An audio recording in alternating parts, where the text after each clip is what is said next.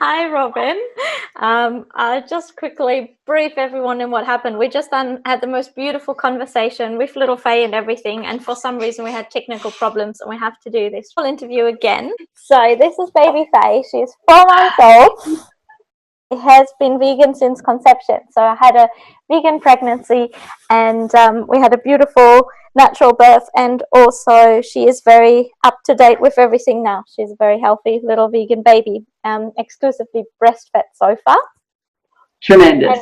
And people have asked me if I am going to bring up my daughter vegan. The answer is yes. And I just really felt it's not just about my belief system, but it's also about really the evidence and the fact supporting my decision in doing this. And because I didn't want to just add to the noise, as there are so many health bloggers and whatnot today, which we'll touch up on later as well, I really wanted to have some expert advice, and I'm so glad that you can join and really support the facts and the evidence around a plant-based diet today. So we need some more facts and a lot less opinion in the health and wellness space. Yes, exactly. So the first question, to just kind of confirm it for everyone, is a plant-based diet suitable for all stages of life, be it pregnancy, breastfeeding women, infants, everyone really? Yes, absolutely. Again, not my opinion. That is the position statement of the American Academy of Nutrition and Dietetics, what was formerly the American Dietitians Association. And that is precisely what they say in their position statement on vegetarian and vegan diets, that a well-planned vegetarian or vegan diet is healthful, health-promoting, nutritionally adequate, and appropriate for all stages of the life cycle: pregnancy, breastfeeding, infancy, childhood, adolescence, all the stages of adulthood, right into old age.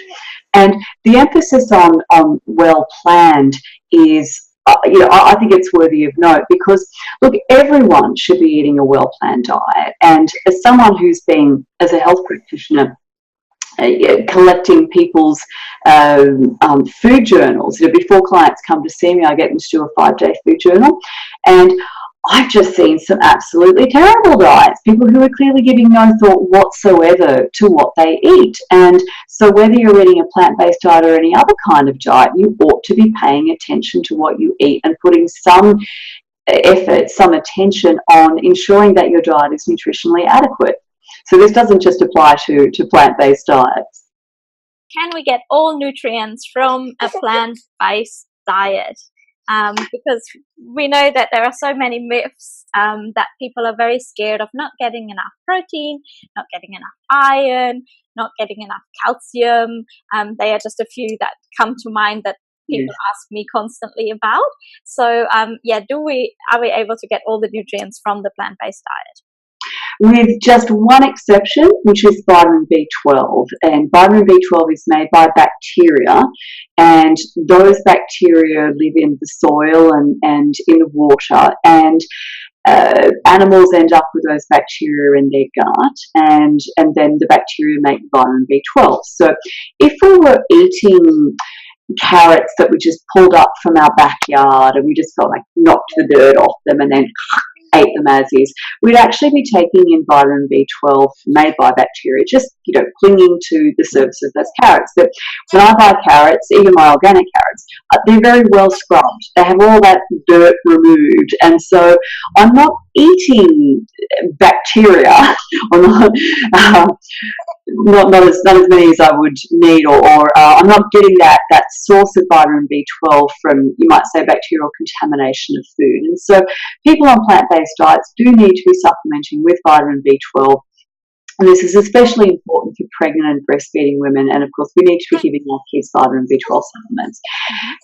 But that said, every other nutrient that we require is supplied in abundance on a whole food plant-based diet. And yes, that includes protein and iron and calcium. The important thing to realise about protein is that protein, which is comprised of amino acids, so think of amino acids as the building blocks of protein.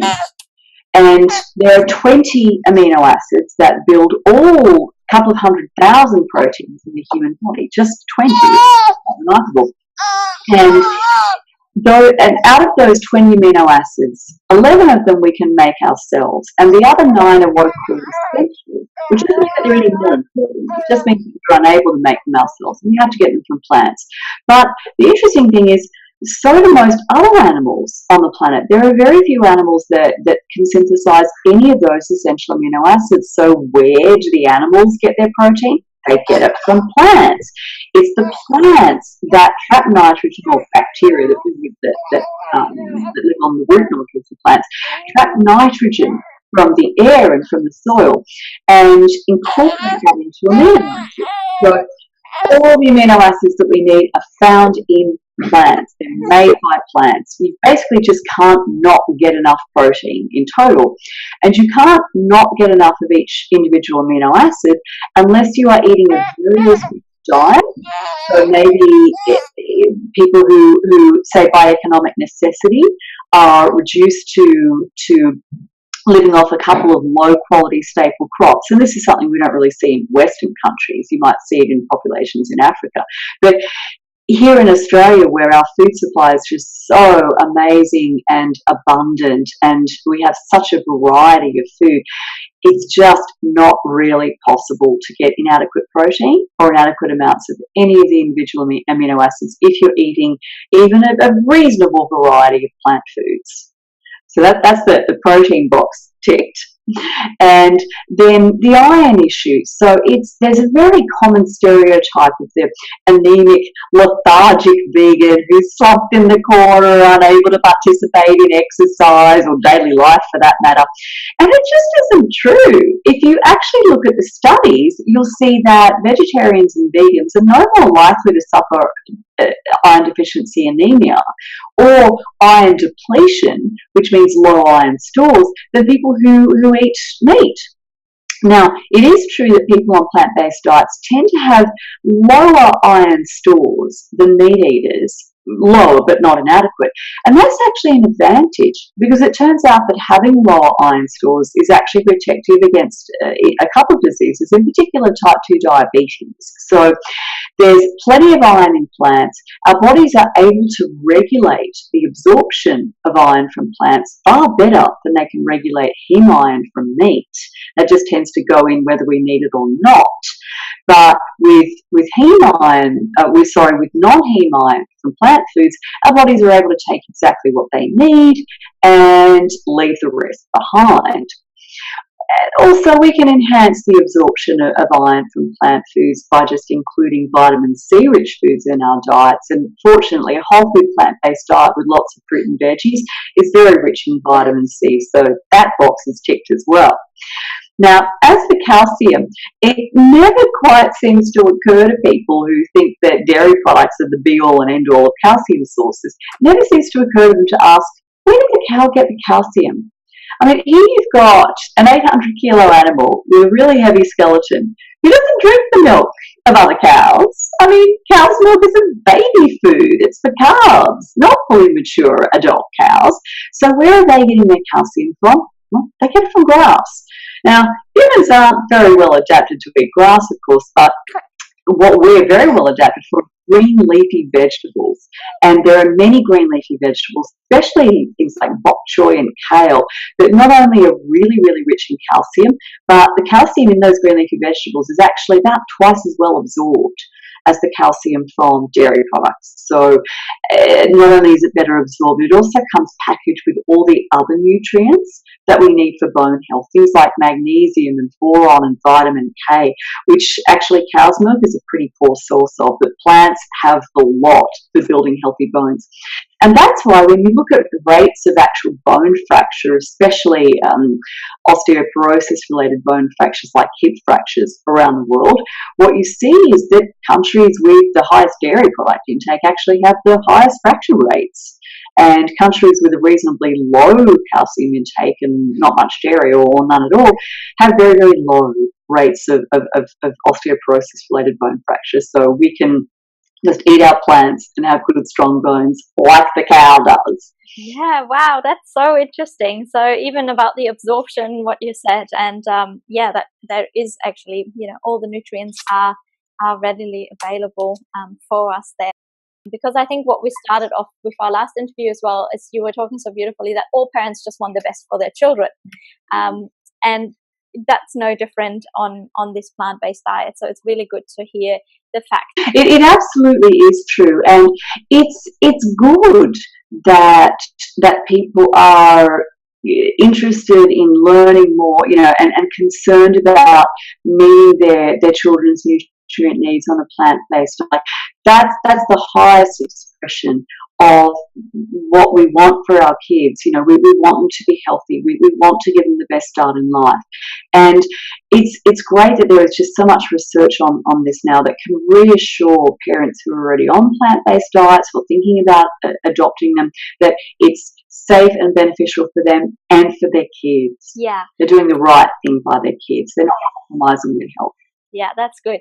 And also to confirm what we're talking about here, because I think some people, like you were saying, are worried about that stereotype of a very ill, weak a vegan. And of course, there can be vegan diets that are anything but healthy. You could survive on just soft drinks and hot chips that are deep fried, and that would be absolutely vegan. But that's not what we are talking about today. It's really a plant-based diet. Not at all. And so could you kind of explain what that means, that we are talking about a whole foods-based, plant-based diet? What does that consist of? Yeah.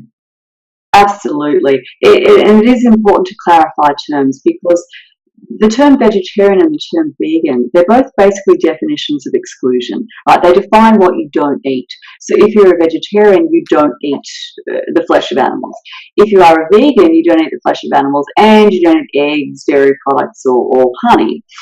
But that doesn't really give great clarity about what you do eat. And within that ambit of, say, vegan diets, there's an awful lot of junk that really meets the technical definition of vegan, like Coke and chips, and many varieties of Oreo cookies are actually vegan. So a whole food plant-based diet defines what is included. So whole food means we're eating food that is as close as possible, as close as practicable to the state that it was in when it was growing in nature, right? So, you look at an apple and you can see that's how it looked when it was hanging off an apple tree. You shell a pea and there it is. It looks just like it was when it was growing in a pea pod. And so whole food means that we're eating those foods in a minimally processed way, but that still allows for some basic home processing, like cutting or cooking or putting in the blender. And furthermore, I'd say that a whole food plant-based diet it includes foods that are processed in ways that you could do at home. Okay, so I could make tofu at home with basic kitchen equipment. I could cook the soybeans in a saucepan, and I could blend them up, and I could add a coagulant and put it through a sieve and then press it. So I could make that at home, but I couldn't make baked chicken nuggets from isolated soy protein at home, because my home is not an industrial kitchen or lab. Okay, so a whole food plant-based diet, the staples of it are fruits, vegetables, whole grains, legumes, and nuts and seeds. So those 5 categories of food basically constitute a whole food plant-based diet. That was probably news to a lot of people, what we just all summed up, that you can get all the nutrients. There are immense benefits. So what are good resources for people that actually want to start on a plant-based diet, now that we know that it's really healthy for them and really good, and they might want to try it out with their family at home as well? Oh, there are so many marvelous resources, and fortunately there are resources for people of various different learning styles. So if you learn best by watching videos, documentaries and so forth, there are just some brilliant documentaries like Forks Over Knives and What the Health and Eating You Alive. They're really proliferating now, so you might like to start with that. There are some great websites like the Physicians Committee for Responsible Medicine's website, pcrm.org. They have excellent resources, and you can actually do their 21-day Kickstarter program. John McDougall's website, drmcdougall.com, also has a free online program that you can follow with meal suggestions and everything. The Plantrition Project, which is a wonderful coalition of mostly doctors, but also other health professionals like dietitians. They have produced a quick start guide, which you can download for free from the Plantrition Project's website. And that is such a good primer on what a whole food plant-based diet is, what it comprises. It has meal suggestions and meal planning ideas, and it tells you where you're getting your nutrients from. It's just really, really helpful. And I'll put a shameless plug in for my website, empowertotalhealth.com.au. I've got an extensive library of articles on healthy plant-based eating. They're all fully referenced. I am big on references. There are so many YouTubers and bloggers who basically have no qualifications. They certainly have no experience in helping people with complex health problems, and they just spout their opinions that are based on nothing. They just make things up, and it drives me crazy because I see the refugees, I see the victims of that kind of misinformation, and it really breaks my heart that a lot of people have suffered unnecessarily, physically and psychologically, from following ill-founded advice. So, as I say, all my articles are referenced. I have a massive recipe section which grows every week. Every week I add a new recipe. So those are the main resources that I'd recommend. And then if you are in Australia and you would like some additional, online social support, I'd highly recommend that you join the Facebook group Whole Food Plant-Based Aussies. So just go into Facebook and search for Whole Food Plant-Based Aussies and up it will pop.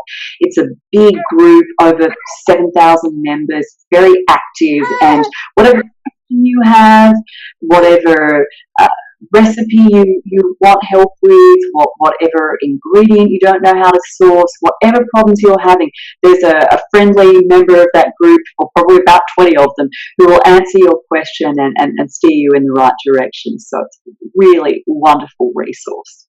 Yeah, that's great. That would be my short list. yeah, that's great. And read anything written by Dr. T. Colin Campbell, especially his book, The China Study and Whole.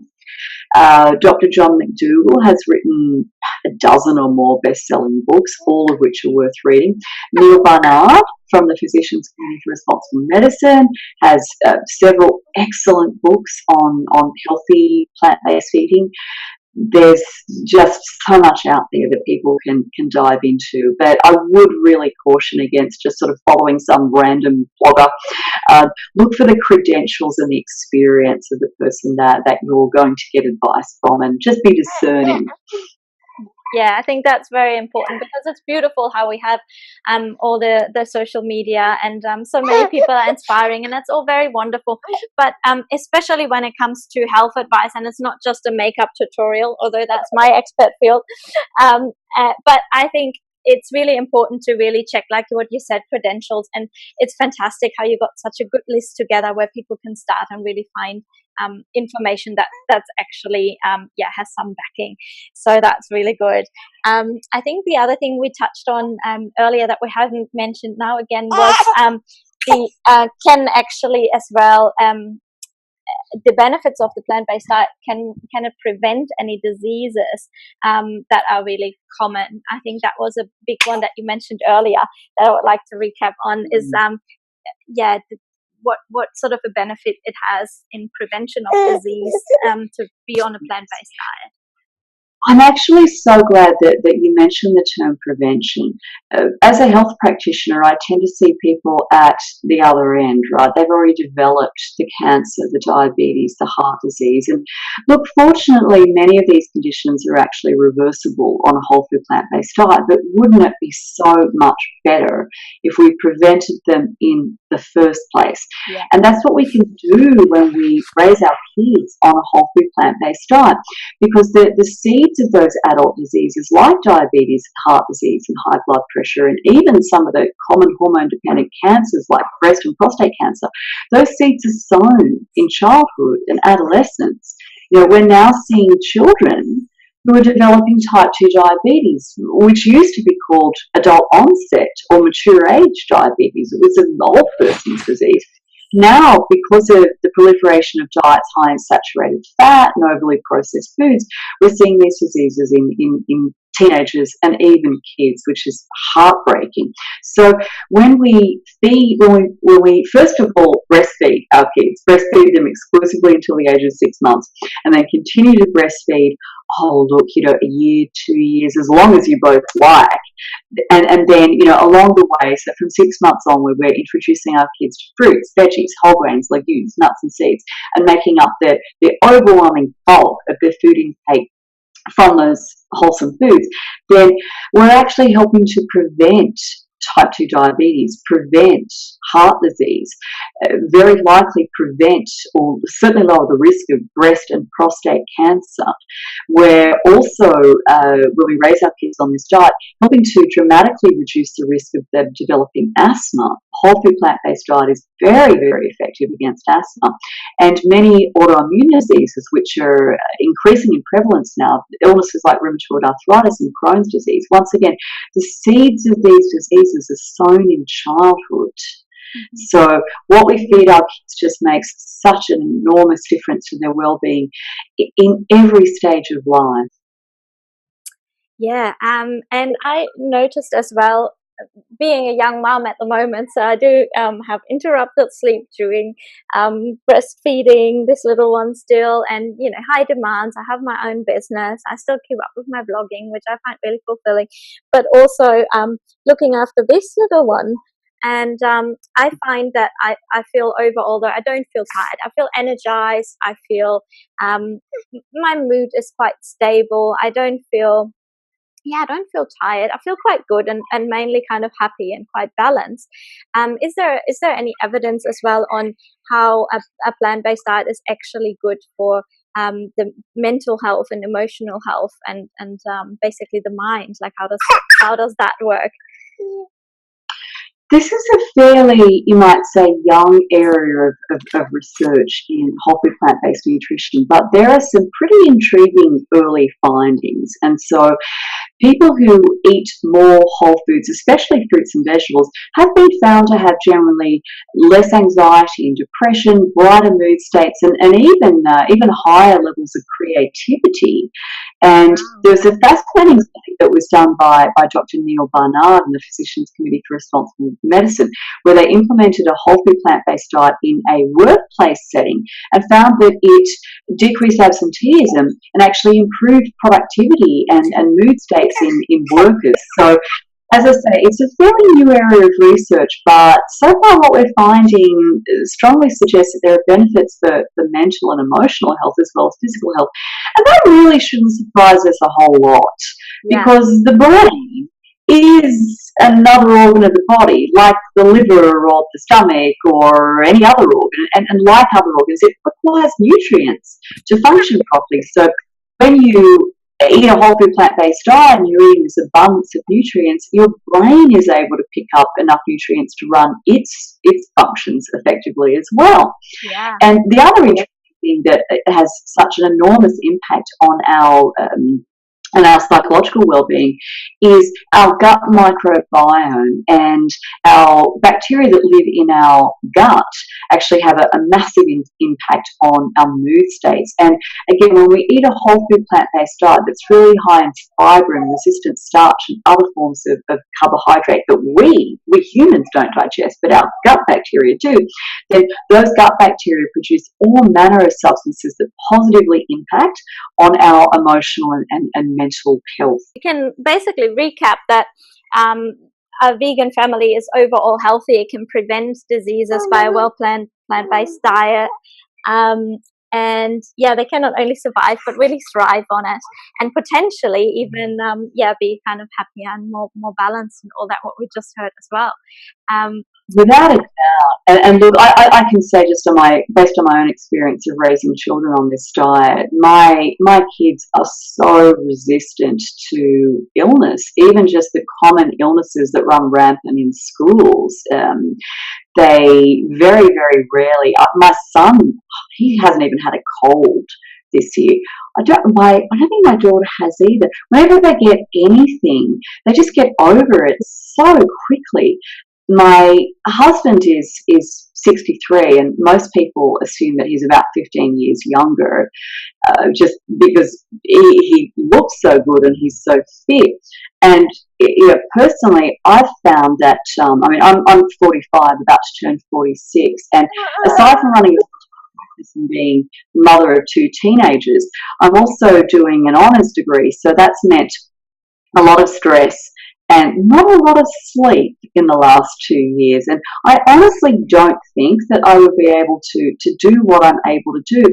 As well as I fit exercise in, I have a large dog, he needs walking every day.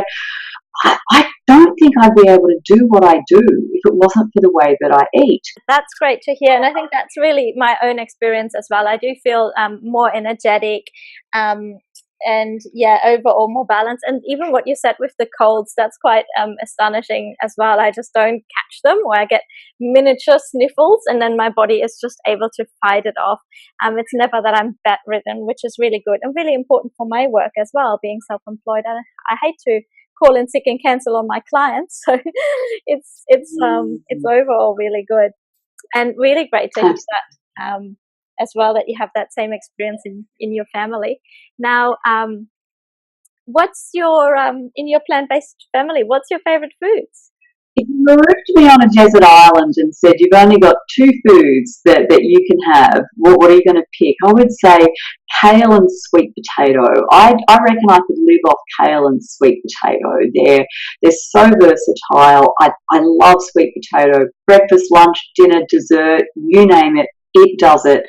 And kale, I know a lot of people think that kale is for medicinal rather than culinary purposes, but I actually really love it. So that'd be what I'd choose. My husband would just choose an endless supply of my Tunisian chickpea and sweet potato stew.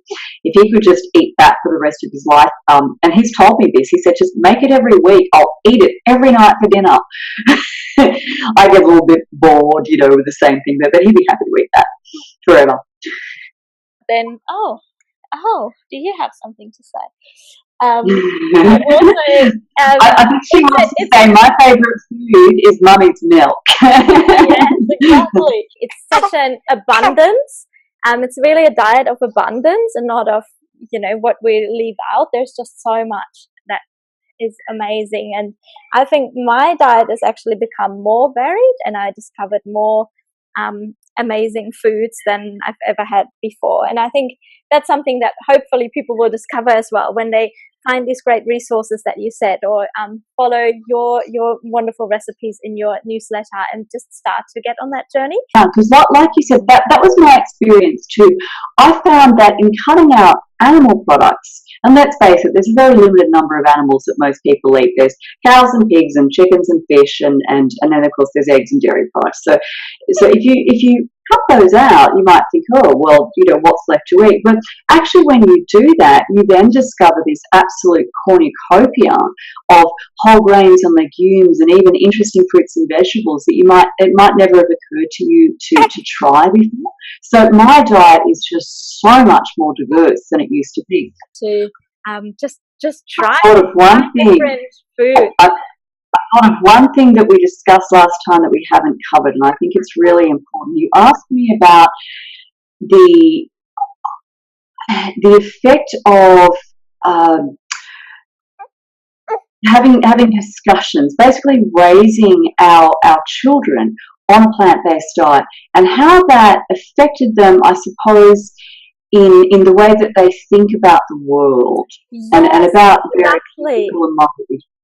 Yes. So I wanted to say that one of the big reasons for me as well is not just my own health that I'm on a plant-based vegan diet, but it's also it's a compassionate way of living, and and it's a kind way of living, and and the impact on the environment, and all these other amazing reasons. How has that kind of impacted your family and your kids? Their upbringing in being on this lifestyle? have been honest with them about the choices that we make and the reasoning behind it. And what that has resulted in is two children who are incredibly compassionate and just very, very aware of not just the moral issue of the way that we treat animals, and that frankly we just have no right to do it. I mean, we don't need to eat them. We're actually better off if we don't. We just don't have the right to do it. And my children's awareness of that. We also don't have the right, by the way, to destroy the planet so that it's uninhabitable either by future humans or by other species. And if you look at every major environmental issue, the top three contributing factors include animal agriculture. So whether it's, loss of fresh water supplies, pollution of the ocean, dead zones in the ocean, species extinction, habitat loss, topsoil loss, you name it, animal agriculture, climate change, of course, the big one, you name it, animal agriculture is a major contributing factor to it. So because we have these discussions with my kids, they're very, very aware of their moral responsibilities as human beings, and that translates out to concern for other moral and ethical issues as well. So when we raise our children to be responsible and to make ethical decisions, they just turn out to be better people, better, more responsible, moral human beings. And with over 7 billion of us on the planet right now and heading for 10 billion by, I think they estimate by 2030 we're going to have 10 billion people. We need a lot more responsible, moral, ethical human beings on this planet than what we have right now. Yeah, I think that was beautiful to kind of sum it up. Well, thank you so much for your time and your fantastic insight and all the resources and and basically really all the facts. I'm really impressed always with the facts and all the science that is really backing up that it is such a healthy way of living. And and I really hope that people enjoyed it and got a really good insight and are inspired.